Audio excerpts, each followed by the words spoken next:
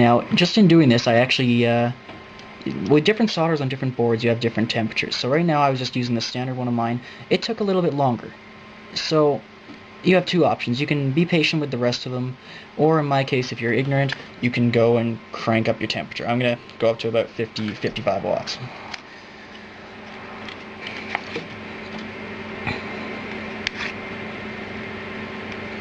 And so what happens is it just sucks it right in, hold it up to there just lightly, and you can actually pull it along, and it will suck the solder right onto this extra sheet. Now, I was being flimsy here, and it actually transferred the heat so well that it transferred it to the other old joint that we had just removed it from. So, once again, technique, time, right now I don't give an ass, because I want to show you this in the end.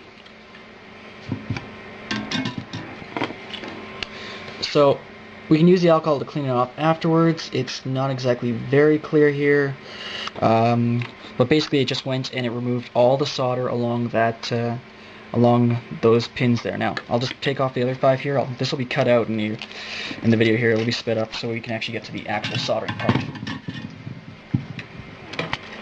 Alright. Okay. There we go. The adapter's right off. The joints are very dirty right now, actually, so we will clean those off again with our friendly diddly alcohol over here.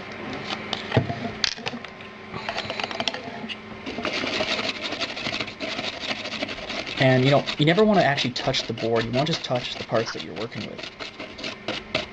So you just make sure she's all clean. And it looks like one just went into the factory.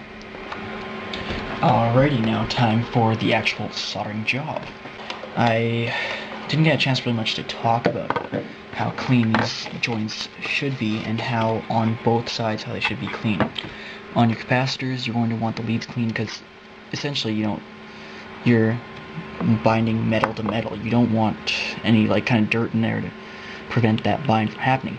As well, in this case, I am not properly doing this to be used, as I said before, so I am not too concerned about this. Later, for your information, I'll do a segment on this later. This capacitor is actually polarized. What does that mean? It means that you put it in the wrong way, your equipment just may not work. So, we're going to have to make sure we get this right. Now, as you can see, yeah, you can't actually see it. My capacitor, it'll go right through the hole. It'll fall down. In this case, it kind of pinned itself out. On a normal one, it would go all the way to bottom. You don't want that. You can't solder that, right? And you want to have room on your board so you can see what you're connecting to later. So this is where your third hand may come into hand. Pardon the pun, may become handy. So it actually doubles as a heat sink in some cases, which is nice. But it's just a matter purely of positioning it properly. Now, this capacitor is kind of big, kind of a pain in the ass, so we'll just do it for idealistic purposes. We'll bend our pins in and kind of mount it a little bit up higher. As I said, this ain't a great job. We could clean it up later, but this is rush for time. I want to make sure you want to make sure it looks good, but I don't care right now. Alright, so when doing heat transfer, you want to transfer both parts, right? You don't want any kind of little blobs here and there. You want to actually make a full connection, and you actually want the solder to go through here to the bottom. You want on both parts. This is what kind of sucks about these boards is solder also follows the rules of gravity, so it goes downwards. So it may look like your joints are confined, but you may have this huge gob on the bottom which may transfer to other leads, and sometimes it's not good, but right now we're learning just the basics. Normally doing one side stuff. So now, go down here. See the smoke line? See the heat transfer? You'll see the bubbling in there. Add a little bit of solder to break this heat barrier, basically, and then literally it's just feed in until it looks pretty good. I'd say that's fair. Let it cool down there. I'll just do the other side here for reference sake.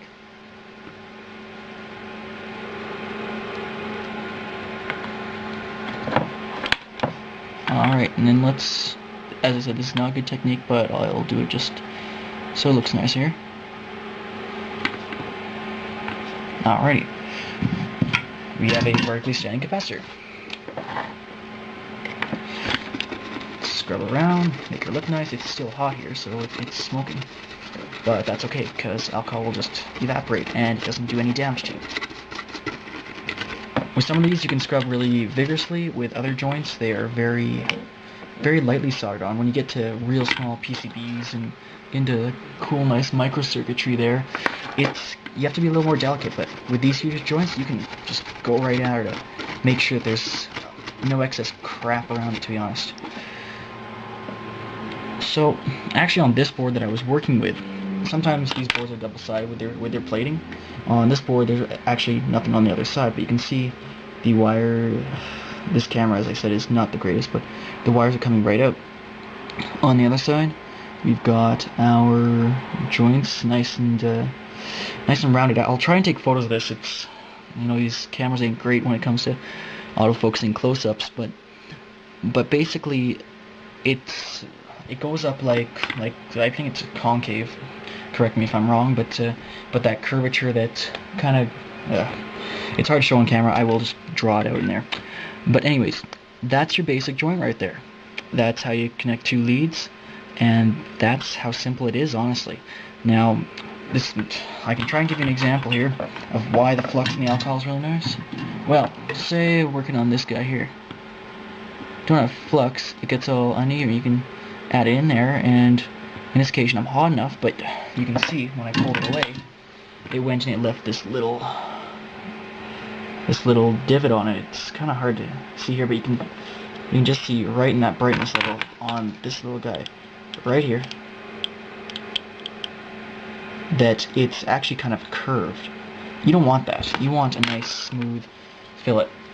So that's your basic breakdown of soldering. I can give you more tips in the show notes, but other than that, there's very little difference to this and any other soldering techniques. But this is the one that you'll be working with the most, especially in projects like Fox works on, or anything like that, if you want to take it beyond the prototype stage. Alright, everybody, this is Xprov again from xprov.com. Feel free to visit my website, although I haven't really set it up yet, to be honest with you. Either way, I'll leave this all in the show notes, and I'll see you guys in the forums or on the chat.